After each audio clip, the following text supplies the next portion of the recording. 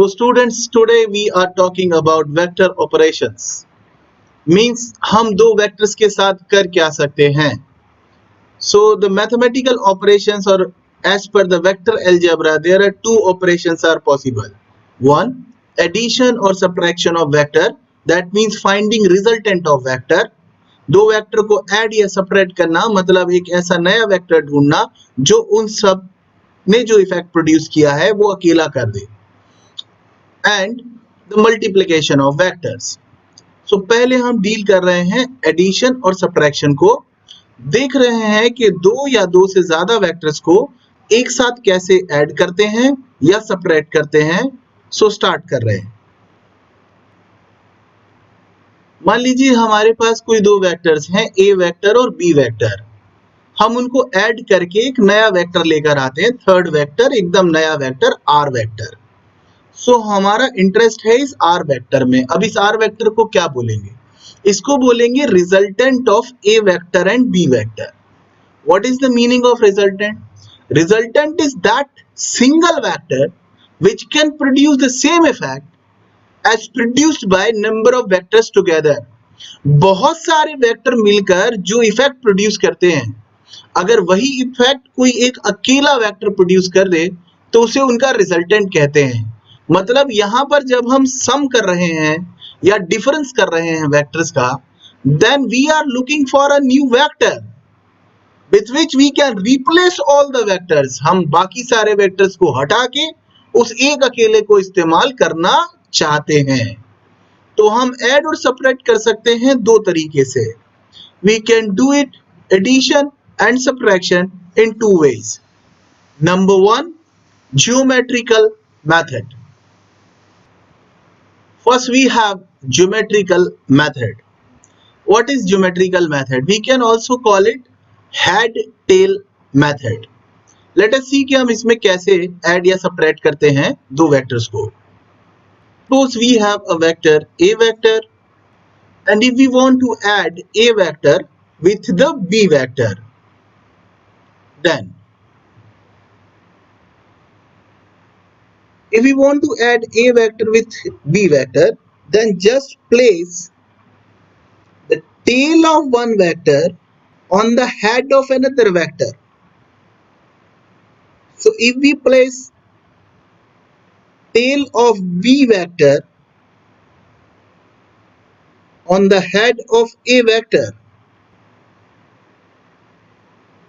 and after that if we join tail of A with the head of B, then this third vector represents the resultant of vector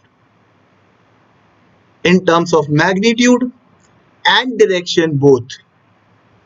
देखिए अगर हमारे पास दो vector हैं A और B और हम उन्हें ऐड करना चाहते हैं, तो हम किसी एक के सिर पर दूसरे का पैर रख दें, किसी एक के हेड पर दूसरे का टेल रख दें. अब हमारे पास एक टेल और एक हेड खुला रह जाएगा, और अगर हम टेल से हेड को मिला दें तो हमें जो चीज मिलेगी वो तीसरा नया वेक्टर होगा जो A और B का रिजल्टेंट होगा, जो ना केवल मैग्नीट्यूड यानी लंबाई में उनका रिजल्टेंट होगा बल्कि डायरेक्शन में भी उनका रिजल्टेंट होगा. सर अगर हम B के सिर पर A का पैर रख देते तो क्या कुछ अलग आंसर आता? नहीं, चेक कर लेते हैं. मान लीजिए ये B वेक्टर था ना, ये B वेक्टर है, और हम इसके सिर पर A का पैर रख देते, तो अब ये B वेक्टर होता, ये A वेक्टर होता, और फिर जब हम इस टेल को हेड से मिला देते तो वंस अगेन हमारे पास सेम आंसर आता. ये आर वेक्टर और ये दोनों आर वेक्टर मैग्नीट्यूड में भी सेम है और डायरेक्शन में भी सेम है. हम समझ सकते हैं कि हम पढ़ रहे थे finding A vector plus B vector. और हमने सीखा कि A vector plus B vector R vector हो सकता है। इसके लिए ए के सिर पर बी का पैर रख दें और जो बचा हुआ टेल है उससे हेड को मिला दें और इस तरह आप आसानी से आर वेक्टर बना सकते हैं। साथ ही साथ हम देखें तो B plus A B R vector ही आ रहा है, इसलिए हम कह सकते हैं कि a प्लस बी और b प्लस ए इक्वल होता है, मतलब वेक्टर का एडिशन कॉम्यूटेटिव होता है। Commutative property means the resultant of two vectors remains same in whatever order you may add the vectors. आप चाहे किसी भी ऑर्डर में वेक्टर्स को जोड़िए, उनका रिजल्टेंट सेम ही रहेगा, मतलब a plus B is equal to B plus A होगा। आप किसी को भी पहले जोड़ लीजिए, किसी को भी बाद में जोड़ लीजिए, आंसर सेम ही आएगा। और ये ना केवल कोई दो वेक्टर के लिए होगा बल्कि कितने भी वेक्टर के लिए सही है। a plus B plus C vector, C vector plus B vector plus A vector, B vector plus A vector plus C vector, सभी का आंसर सेम ही होगा। अब मान लीजिए हमें सब्ट्रैक्ट करना है, तो कैसे करें? मुझे लगता है सब्ट्रैक्ट करना ऐड करना ही होता है। बस हम a में b ऐड कर रहे थे, उसकी जगह a में माइनस b ऐड कर दें तो हमारे पास सब्ट्रैक्ट हो जाएगा। देखते हैं कैसे। अब समझिए कि हम a vector minus b vector calculate करना चाहते हैं। Once again let us consider कि हमारे पास ये a वेक्टर और b वेक्टर है। अब हमें a माइनस b चाहिए, तो हमें सबसे पहले ढूंढना होगा कि माइनस बी कहाँ होगा। Actually minus B plus B का नेगेटिव वेक्टर होगा, जिसकी मैग्नीट्यूड भी सेम होगी बट डायरेक्शन अपोजिट होगी। तो देखते हैं वो कहाँ है। ये बी के बराबर लंबाई का ही वेक्टर है, बस इसकी डायरेक्शन बी के जस्ट अपोजिट है, इसलिए ये रहा हमारे पास माइनस बी। अगर हम ए के सिर पर बी का पैर रख देते तो ये तो हम समझ ही चुके हैं कि ये होता R vector is equal to A plus B. लेकिन तब माइनस बी का पैर अगर ए के सिर पर रख दे तो ये जो खुला रह गया पैर और सिर, इसको मिलाएंगे, then this vector gives us resultant of A minus B which is once again a new vector. और हम देख पा रहे हैं कि ए प्लस बी और ए माइनस बी एक जैसा नहीं है।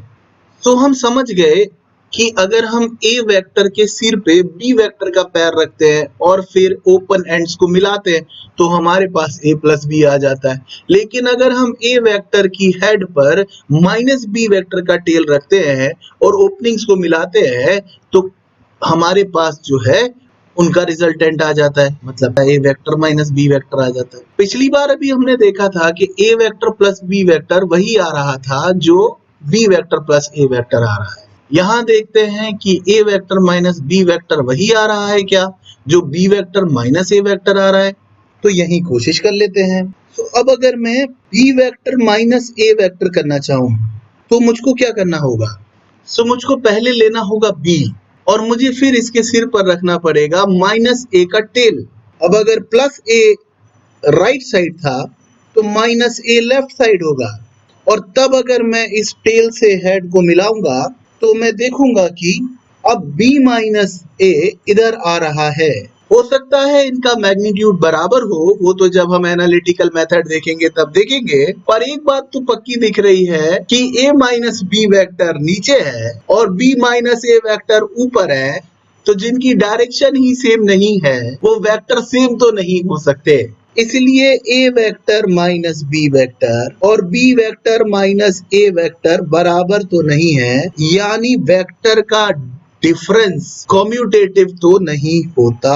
अब इनके मैग्नीट्यूड बराबर होते कि नहीं होते वो हम एनालिटिकल मेथड में देख सकते हैं। तो बहुत सिंपल है स्टूडेंट्स, एक वेक्टर का हेड ले लीजिए, उसमें जिसको मिलाना है उसका टेल लगा दीजिए। a प्लस बी है तो a लीजिए, उसके सिर पे b रख दीजिए, और आप b के सिर पे भी a रख सकते हो व्हाइल एडिशन। लेकिन सब्ट्रैक्ट करते समय आपको स्ट्रिक्ट रहना पड़ेगा क्योंकि a माइनस बी का मतलब है a प्लस माइनस बी जबकि b माइनस a का मतलब है b प्लस माइनस a। तो उस समय आपको थोड़ी सावधानी रखना है, क्योंकि वेक्टर का जो डिफरेंस है वो कॉम्यूटेटिव नहीं होता। हमारे पास वेक्टर एडिशन को दिखाने वाले दो लॉ है। पहला है triangle law of vector addition. According to this law, if we can represent two vectors in terms of magnitude and direction by the two sides of a triangle in the same order, then the third side which closes the triangle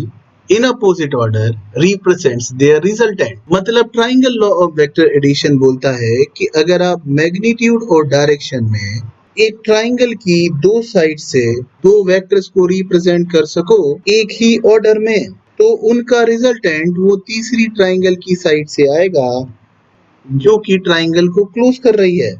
and it is in accordance with our head tail method. मतलब ये तो बढ़िया है, जैसा हमने head tail method पढ़ा था वही तो है।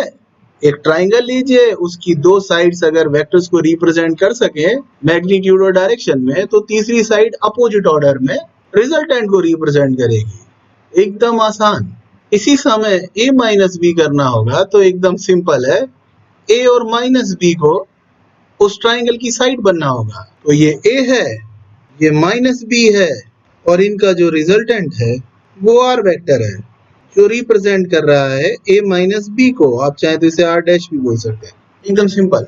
सेकेंड लॉ है parallelogram law of vector addition. If two vectors can be represented in terms of magnitude and direction by the two adjacent sides of a parallelogram, then their resultant is represented by the diagonal of parallelogram which passes through their intersection point। मतलब अगर हम दो vectors को उनके magnitude और direction में एक parallelogram की दो एडजेसेंट साइड से रिप्रेजेंट कर पाए तो उनका रिजल्टेंट उस डायगोनल से आएगा जो इनके इंटरसेक्शन पॉइंट से जा रहा है। देखते हैं, जैसे ये a वेक्टर है और ये b वेक्टर है, अगर हम इनको एडजेसेंट साइड्स ऑफ पैरेललोग्राम से दिखा पाए तो हम इसको इस पैरेललोग्राम की एडजेसेंट साइड से दिखा पा रहे हैं, तो इनका रिजल्टेंट वो वाला डायगोनल होगा जो इनके इंटरसेक्शन पॉइंट से जाता है। मतलब ये इनका रिजल्टेंट होगा जो a प्लस बी को रिप्रेजेंट करता होगा। अब यहीं अगर मुझको a माइनस बी चाहिए तो मुझको एक ऐसा पैरेललोग्राम बनाना होगा जिसकी एक साइड हो a और एडजेसेंट साइड हो माइनस बी, और तब उनके इंटरसेक्शन पॉइंट से जाने वाला डायगोनल मुझे रिजल्टेंट दे देगा। जैसे ये a वेक्टर है और ये माइनस बी वेक्टर है, ये इनसे बनने वाला पैरेललोग्राम है, तो a माइनस बी ये वेक्टर रिप्रेजेंट करेगा।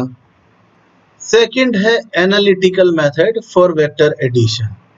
ग्राफिकल मेथड हम देख चुके हैं, हेड टेल मेथड, और उसी को दो तरीके से बोल दिया जाता है, triangle law of vector addition और parallelogram law of vector addition. Now we are looking for analytical method of vector addition. Analytical method में हम न्यूमेरिकल वैल्यूज में इसकी रिजल्टेंट की वैल्यू लेकर आएंगे।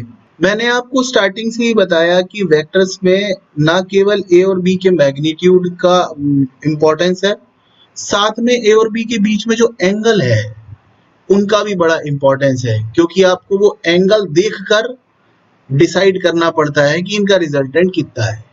तो हम a और b के बीच के एंगल के बारे में बात करें कि असली एंगल कौन सा है।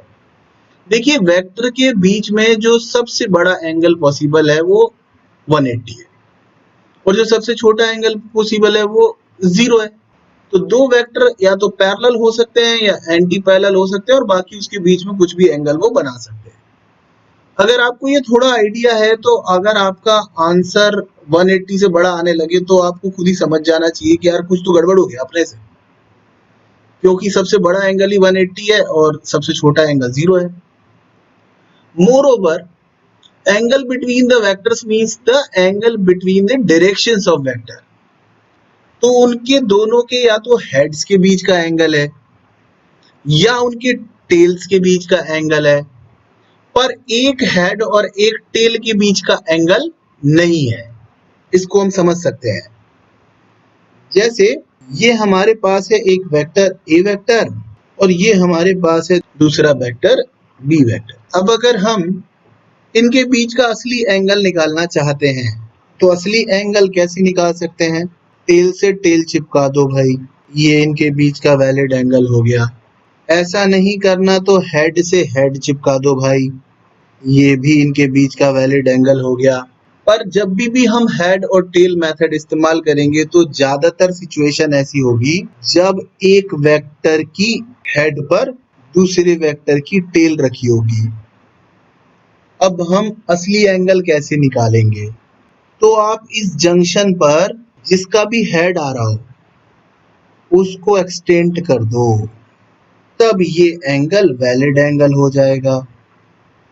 क्योंकि पूरे वेक्टर अलजेब्रा में हमको वेक्टर्स के बीच के एंगल की तो जरूरत पड़ेगी ही पड़ेगी। इसलिए या तो दो हेड्स के बीच का एंगल वैलिड है क्योंकि हमें उनकी डायरेक्शन के बीच का एंगल बताना है। अब ए वेक्टर इधर जा रहा था, बी वेक्टर इधर जा रहा था। अब कोई बोले ये एंगल सही है, गलत है, बी इधर जा रहा है, ए इधर जा रहा है, तो ये इसकी डायरेक्शन है, ये इसकी डायरेक्शन है, दोनों के बीच का एंगल है। इसलिए अगर हेड पे टेल रखा हुआ है तो जो जंक्शन पे हेड है उसको प्रोपोगेट कर लो, दूसरे वेक्टर से एंगल बना लो, वो ही उनके बीच का असली एंगल होगा, वैलिड एंगल होगा। तो स्टूडेंट्स अब हम पता लगाना चाहते हैं एनालिटिकल मेथड से a प्लस बी, और इससे हमारे पास एक फॉर्मूला आएगा जिसमें ना केवल ए का मैग्नीट्यूड आना चाहिए, बी का मैग्नीट्यूड आना चाहिए, बल्कि वो एंगल भी आना चाहिए जो ए और बी के बीच में है।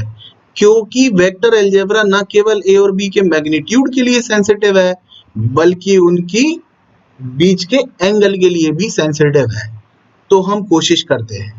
तो मान लीजिए कि ये है ए वेक्टर जिसको हम ओ पी से रिप्रेजेंट कर रहे हैं। हमने इस वेक्टर के हेड पर दूसरे हमारे बी वेक्टर का टेल रख दिया। ये है हमारा बी वेक्टर जिसकी की लेंथ है पी क्यू, और हमारा इंटरेस्ट है इस वेक्टर की लेंथ और डायरेक्शन निकालने में, जिसे हम पहले से ही जानते हैं कि ये आर वेक्टर है जो a प्लस बी की जरूरत को खत्म करके अकेला ही वो काम कर देगा जो a प्लस बी कर रहे हैं। इसलिए हमें कुछ भी करके इस येलो वाले वेक्टर की लेंथ यानी ओ क्यू चाहिए और इसकी डायरेक्शन चाहिए। अब हमें इसमें एक तो ए वेक्टर के मैग्नीट्यूड की जरूरत पड़ेगी, मतलब ओ से लेके पी तक की लेंथ की। बी वेक्टर के मैग्नीट्यूड की जरूरत पड़ेगी यानी पी से लेकर क्यू तक के लेंथ की। हमें ए और बी के बीच के एंगल की जरूरत पड़ेगी। तो जैसा मैंने आपको सिखाया था, अगर मैं OP को एक्सटेंड कर दूं तो ये जो थीटा है वो P और Q के बीच का वैलिड एंगल है। देखिए, अगर मुझे किसी भी ट्राइंगल का हाइपोटेनियस पता करना हो और अगर वो एक राइट एंगल ट्राइंगल हो तो मैं पाइथागोरस थ्योरम से बड़े मजे से पता कर सकता हूँ। पर क्योंकि ये जो ट्राइंगल है OPQ ये एक राइट एंगल ट्राइंगल नहीं है, इसलिए मैं O से Q तक की लेंथ निकालने में अपने आप को परेशान पा रहा हूँ।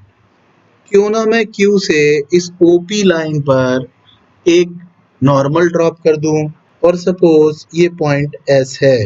तो यदि आप देखेंगे तो OSQ एक राइट एंगल ट्राइंगल बन गया है और इसमें मैं आसानी से O से Q तक का डिस्टेंस मेजर कर सकता हूँ। अब अगर हम मान लें कि A का मैग्नीट्यूड यानी O से P तक की लेंथ A है, अगर हम देखें इस ट्राइंगल PQS में तो QS upon PQ is equal to होगा साइन थीटा, इसलिए QS बराबर होगा PQ साइन थीटा। PQ के मैग्नीट्यूड को लिख सकते हैं B, इसलिए ये होगा B साइन थीटा। इसी तरह PS अपॉन PQ बराबर होगा cos थीटा, इसलिए PS बराबर हो जाएगा B cos थीटा। तो हम समझ सकते हैं कि ये डिस्टेंस होगी B sin थीटा जबकि ये होगी B cos थीटा। अब अगर मैं इन राइट एंगल ट्राइंगल OSQ देखूं तो OQ का जो स्क्वायर होगा वो OS के स्क्वायर और SQ के स्क्वायर के बराबर होगा। Hypotenuse square is equal to base square plus perpendicular square. OQ को लिख सकते हैं R वेक्टर के मैग्नीट्यूड का स्क्वायर। यही हमें चाहिए, मतलब हम मैग्नीट्यूड ऑफ R की खोज कर रहे हैं अभी। O से लेके S तक की डिस्टेंस को लिख सकते हैं A plus B cos theta, और S से लेके Q तक लिख सकते हैं B sin थीटा। इस तरह R स्क्वायर बराबर हो जाएगा A square plus B square cos square theta plus 2AB cos theta plus B square sin square theta. अगर हम यहाँ से B स्क्वायर कॉमन ले लें इन दो टर्म में से, B square cos square theta और B square sin square theta में से B स्क्वायर कॉमन ले लें, तो अंदर बचेगा sin square theta plus cos square theta, जो हो जाएगा 1। इसलिए R बराबर आएगा under root A square plus B square plus 2AB cos theta. So ये हमारे पास फाइनल एक्सप्रेशन है जो हमें R का मैग्नीट्यूड बता रहा है। सो फाइनल रिजल्ट है कि if angle between A vector and B vector is theta, then their resultant R is given by under root A square plus B square plus 2AB cos theta। पूरी physics में सबसे ज्यादा इस्तेमाल होने वाला formula है ये, क्योंकि हम कई बार वेक्टर्स को ऐड करेंगे, क्योंकि हर चैप्टर में वेक्टर ही वेक्टर है। अभी तो हमने इतने लंबे मेथड से किया, बाद में हम फटाफट ये फॉर्मूला लगा दिया करेंगे और सॉल्व कर लिया करेंगे। A square plus B square plus 2AB cos theta का स्क्वायर रूट। अब देखो इस फॉर्मूले में A भी आ रहा है, B आ रहा है, और मजेदार बात है कि एंगल भी आ रहा है, इसलिए वो एंगल के लिए भी सेंसिटिविटी हमें मिल गई। अब स्कूल में जो हम अलजेब्रा पढ़ते थे उसमें तो A प्लस B आता था, यानी 2 प्लस 2 4 ही होता था, लेकिन यहाँ तो 2 और 2 के बीच में एंगल कितना है उससे डिसाइड होगा कि आंसर क्या आएगा। तो ये तो बात हो गई R के मैग्नीट्यूड की। अब हमें एक बात और करना है R की डायरेक्शन की, चलो कर लें। तो अगर ये R वेक्टर सपोज A के साथ एंगल बना रहा है अल्फा, क्योंकि अगर हम इस रिजल्टेंट का किसी एक वेक्टर के साथ एंगल बता दें तो हमारा काम बन जाएगा। तो अगर हमारा इंटरेस्ट है डायरेक्शन ऑफ R वेक्टर निकालने में, so if angle between A vector and R vector is alpha, अगर A वेक्टर और R वेक्टर के बीच में एंगल अल्फा है, then in triangle, in right angle triangle OSQ tan alpha क्या होगा? tan अल्फा होगा परपेंडिकुलर अपॉन बेस। तो tan अल्फा को लिख सकते हैं E sin theta upon A plus B cos theta. tan alpha बराबर हो गया B sin theta upon A plus B cos theta. मतलब अगर हमें A के साथ एंगल निकालना है तो वो होगा B sin theta upon A plus B cos theta, और अगर हमें B के साथ एंगल निकालना होता तो A और B अपनी जगह चेंज कर लेते, बस हमारे पास रिजल्टेंट वेक्टर का B के साथ बनाया गया एंगल आ जाता। देखिए हम जानते हैं कि वेक्टर अलजेब्रा एंगल के लिए सेंसिटिव होता है, तो अब हम समझने की कोशिश कर रहे हैं कि जिन दो वेक्टर को हम ऐड कर रहे हैं उनका मैग्नीट्यूड तो हम एज इट इज रखेंगे A और B, लेकिन अगर हम उनके बीच का एंगल वेरी करें तो नतीजे क्या आते हैं इसके ऊपर हम बात कर रहे हैं। जैसे कि स्पेशल केस में हमारा पहला स्पेशल केस है कि मान लीजिए कि अगर थीटा की वैल्यू है 0 डिग्री, मतलब जो दो वेक्टर हमारे पास हैं वो पैरेलल हैं, ये एक वेक्टर है ये दूसरा वेक्टर है, हमने मान लिया ये पैरेलल है, मतलब A वेक्टर और B वेक्टर के बीच में 0 डिग्री का एंगल है और हम इनको ऐड करना चाहते हैं। तो इस वाले फॉर्मूले से R बराबर under root A square plus B square plus 2AB cos 0 लिखना होगा। हम सभी जानते हैं कि cos 0 1 होता है, तो हमें दिखाई दिया यहाँ A square plus B square plus 2AB, जो कि हम जानते हैं कि A प्लस B का होल स्क्वायर होता है। इसका मतलब स्क्वायर रूट से बाहर आने के बाद ये R, जो कि R डैश का मैग्नीट्यूड था, यानी A प्लस B का मैग्नीट्यूड था, वो आ गया हमारे पास A प्लस B। और वैसे भी अगर दो नंबर्स को ऐड करें तो उनका सबसे बड़ा आंसर सीधे उनको ऐड करने पर ही आ सकता है यार। तो इसलिए a प्लस बी उनका सबसे बड़ा आंसर होगा। इसका मतलब मैक्सिमम आंसर आ सकता है a प्लस बी, वो भी तब जब दोनों वेक्टर हो एक दूसरे के पैरेलल। अगर दो वेक्टर एक दूसरे के पैरेलल होंगे तो उनका मैक्सिमम आंसर आ सकता है a प्लस बी। अब अगर वेक्टर्स के बीच का एंगल सबसे बड़ा हो, यानी आपने देखा ना सबसे छोटे एंगल पर सबसे बड़ा आंसर आया है, मतलब वेक्टर अलजेब्रा कैसे काम करता है, जिन दो वेक्टर को हम आपस में मिला रहे हैं अगर उनके बीच का एंगल कम होगा तो आंसर बड़ा होगा, और जैसे जैसे एंगल बढ़ता जाएगा वैसे वैसे आंसर छोटा होता चला जाएगा। तो अगर थीटा 180 डिग्री है, अगर थीटा 180 है तो आर वेक्टर का मैग्नीट्यूड यानी कि a प्लस बी का मैग्नीट्यूड मतलब under root a square plus B square plus 2ab cos 180। यानी कि अब ये जो दो वेक्टर थे वो एक दूसरे के ऑपोजिट थे। ए वेक्टर और बी वेक्टर एक दूसरे के ऑपोजिट थे, whatever be their lengths, but ये एक दूसरे के ऑपोजिट थे। तब cos 180 तो -1 होता है। इसका मतलब ये हो गया हमारे पास a square plus B square minus 2ab, मतलब ये हो गया हमारे पास a माइनस बी। ओहो, ये तो आ गया दुनिया में सबसे छोटा आंसर, इसका जो भी पॉसिबल था सबसे छोटा आंसर। इसका मतलब दो वेक्टर्स के बीच का सबसे बड़ा एंगल हो सकता है 180, सबसे छोटा एंगल हो सकता है 0, सबसे छोटे एंगल पर आंसर आ रहा है सबसे बड़ा a प्लस बी, और सबसे बड़े एंगल पर आंसर आ रहा है सबसे छोटा a माइनस बी। अब अगर इनके बीच में एंगल हो 90 डिग्री, मतलब a वेक्टर और b वेक्टर म्यूचुअली परपेंडिकुलर हो, तो r वेक्टर की मैग्नीट्यूड मतलब a प्लस बी की मैग्नीट्यूड वो आएगा under root a square plus B square plus 2ab cos 90। ये भगवान, cos 90 तो 0 होता है, इसका मतलब इसका आंसर आएगा under root a square plus B square. इसका मतलब वेक्टर एडिशन का सबसे बड़ा आंसर हो सकता है 0 डिग्री पर a प्लस बी, सबसे छोटा आंसर हो सकता है a माइनस बी 180 डिग्री पर। अब हम वेक्टर एडिशन की रेंज बता सकते हैं, तो हम बता सकते हैं range of vector addition a plus B का मैग्नीट्यूड a माइनस बी से लेकर a प्लस बी तक कहीं तक भी हो सकता है।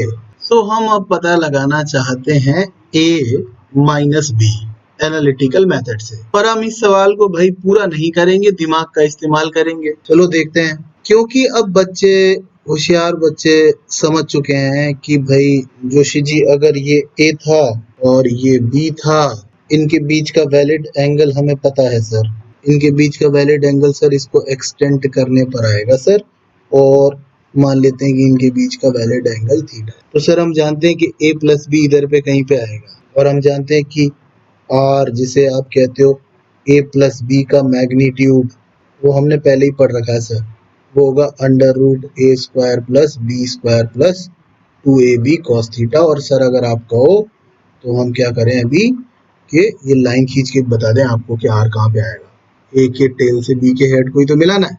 हाँ सही बात, लेकिन अब हमारा इंटरेस्ट आ गया है a माइनस बी। तो बच्चों देखना बहुत जरा सी बात है, हमें a के साथ क्लब करना है माइनस बी। हमारा इंटरेस्ट किस में है, अब r डैश में है। r डैश क्या है, r डैश है a vector minus b vector, तो हमारा इंटरेस्ट r डैश में है जो a vector minus b vector है। तो अब हम क्या चाहते हैं कि a में माइनस बी क्लब करें। चलो माइनस बी ढूंढते हैं कहाँ है, अरे माइनस बी यहाँ है, जिसका मैग्नीट्यूड तो b के बराबर है लेकिन उसकी डायरेक्शन b के अपोजिट है। अच्छा बस जरा सी बात है, अगर पल्ले पड़ जाए, ये एंगल कितना था भाई, टोटल 180 था सर। अच्छा ऊपर एंगल कितना चला गया, थीटा, तो ये बचा हुआ एंगल कितना होगा यार, 180 माइनस थीटा। आहा, इसका मतलब जब a और b के बीच में एंगल होता है थीटा तो उस समय ए और माइनस बी के बीच में एंगल होता है 180 माइनस थीटा।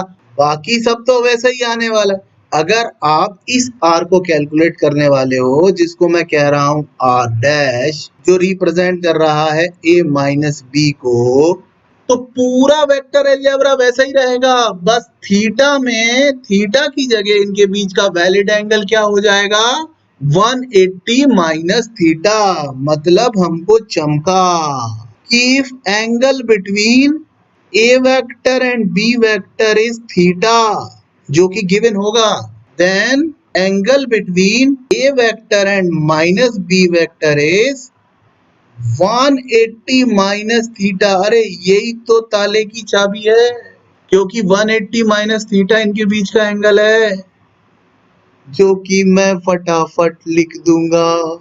लेकिन जब मैं इसमें लिखूंगा A square plus B square plus 2ab, cos के आगे मैं क्या लिख दूंगा 180 माइनस थीटा। और कॉस 180 माइनस थीटा होता है minus cos theta, basic maths में पढ़ाया जाएगा। ओहो हो, जब मैं पता लगा रहा था डिफरेंस, तो मेरे पास आंसर आ गया A square plus B square minus 2ab cos theta. भूल मत जाना, ये यहाँ पे थीटा किसके बीच का एंगल है, ए और बी के बीच का एंगल है। किसके बीच का एंगल है, ए और बी के बीच का एंगल है। 180 माइनस थीटा था ए और माइनस बी के बीच का एंगल, इसलिए ये फॉर्मूला अलग दिख रहा है, क्योंकि टेक्निकली तो फॉर्मूला तो वही है। अब असली एंगल रखो ना यार कॉस के पीछे, फिर आपने उसे सॉल्व करके माइनस ले आया आगे। इसलिए देखो फॉर्मूला तो वो का वही है, जोड़ो या घटाओ एक जैसा ही है। अरे वाह, तो जोड़ने और घटाने के लिए एक जैसा ही करना है। लेकिन जब ए और बी के बीच का एंगल होता है थीटा, तो ए और माइनस बी के बीच का एंगल होता है 180 माइनस थीटा। इसलिए दोनों के आंसर में थोड़ा थोड़ा अंतर दिखता है, बाकी तो टेक्निक तो सेम ही है। सो अगर स्पेशल केसेस देखें, स्पेशल केसेस देखें, हम बात कर रहे हैं अब आर डैश की। आर डैश मतलब ए माइनस बी का मैग्नीट्यूड, मतलब under root A square plus B square minus 2ab cos theta. ये हमारे पास ए माइनस बी का मैग्नीट्यूड है, A square plus B square minus 2ab cos theta.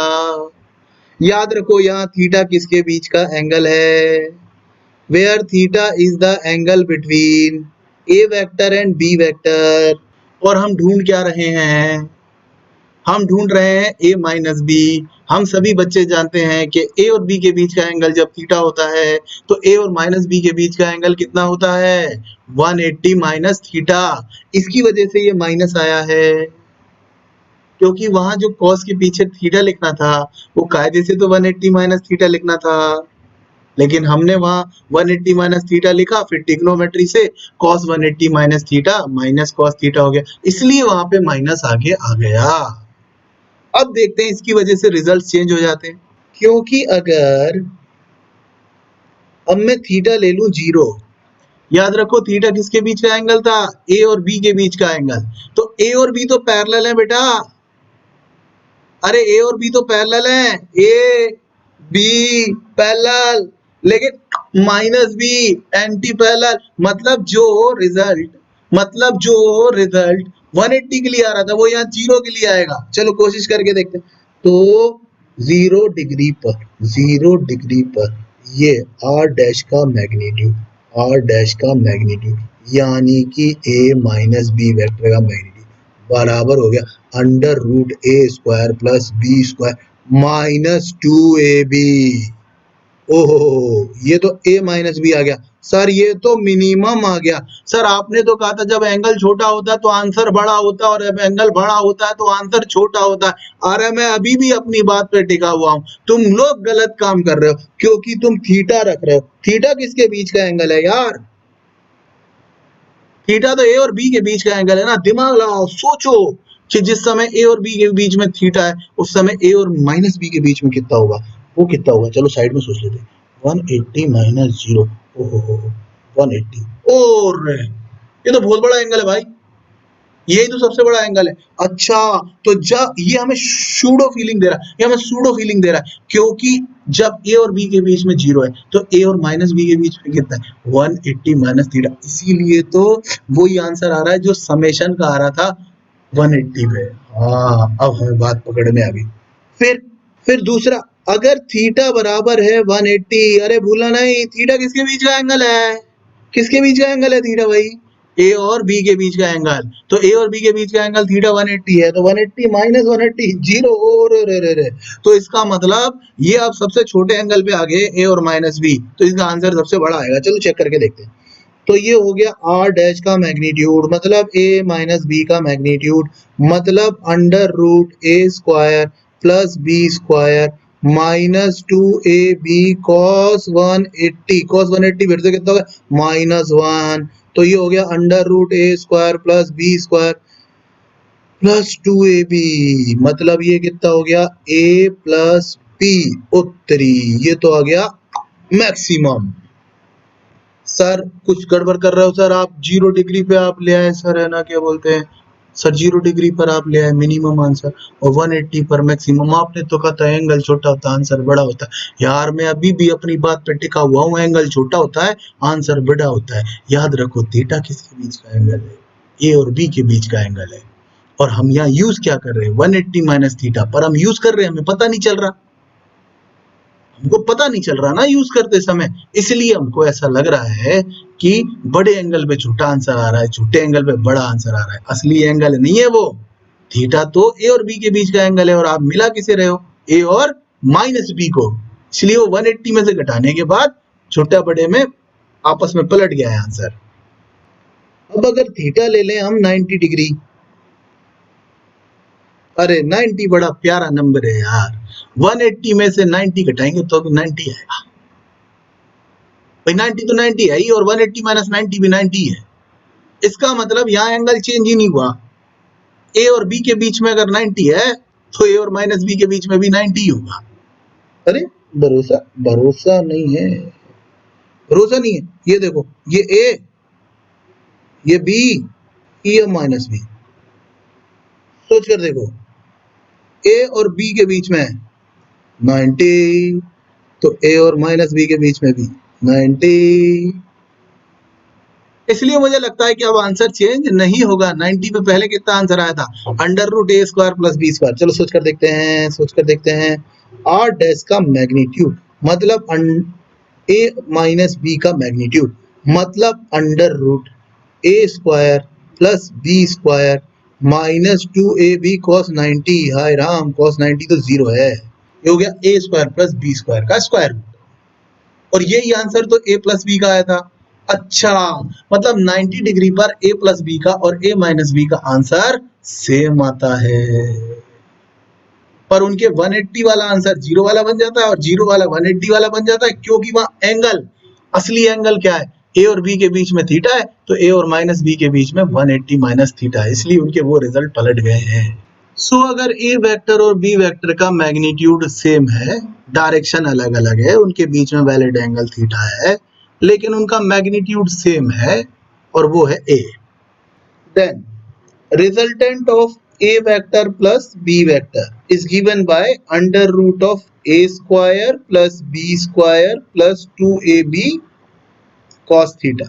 अब यहाँ तो a और b सब कुछ a है, तो हमने हर जगह a square plus 2a square cos theta रख दिया, तो a स्क्वायर बाहर चले गए, अंदर हो गया 1 प्लस 1 2 प्लस 2 cos थीटा, तो यहाँ से भी 2 कॉमन ले लिया, तो ये हो गया 2 1 प्लस cos थीटा।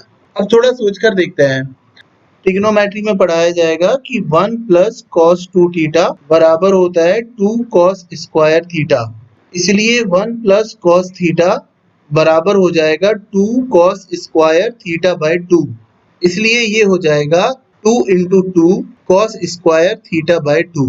मतलब अगर दो वेक्टर्स की मैग्नीट्यूड सेम हो और हम उनका वेक्टर सम करना चाहें, तो आंसर आएगी 2a cos थीटा बाय 2, जहां थीटा ए वेक्टर और बी वेक्टर के बीच का वैलिड एंगल है। अब हम निकाल रहे हैं इनका डिफरेंस, तो हो जाएगा A square plus B square minus 2ab cos theta, जो हमने अभी फॉर्मूला पढ़ा था। इसके हिसाब से ये हो जाएगा A square plus A square minus 2a square cos theta.